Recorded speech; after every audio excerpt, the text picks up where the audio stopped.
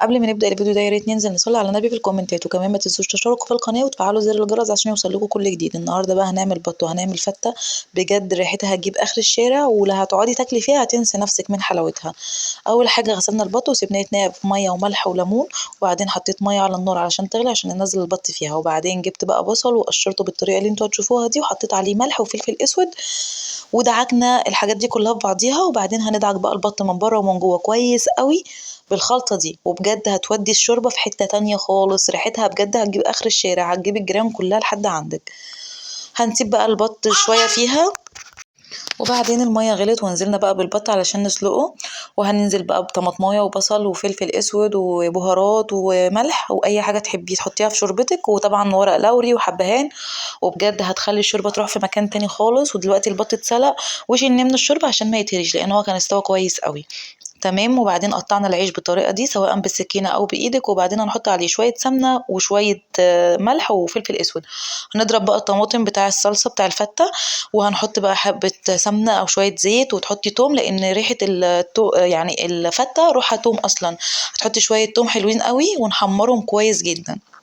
والصلصه بتاعت الفته بتبقى متصفيه، تصفي القوطه علشان الصلصه تكون رايقه، وبجد هيبقى ريحتها تحفه قوي لو عملت التريكات دي كلها.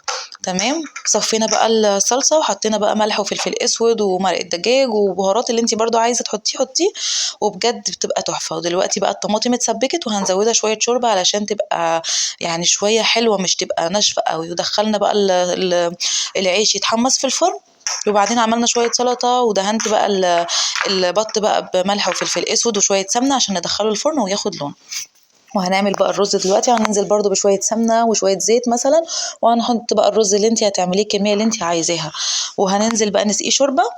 بجد طعمه تحفه. الرز بتاع الفته ده انا بحبه جدا. هنسقيه بقى شوربه من شوربه البط الدسم الجميل ده.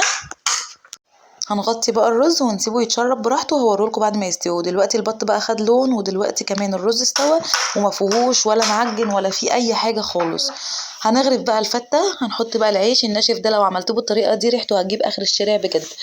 والبط كان اتحمر خلاص. ودلوقتي بقى هنغرف الفته بتاعتنا، هنحط شوية شوربة على العيش وشوية صلصة علشان تطري العيش شوية، لأن العيش خلاص بقى ناشف.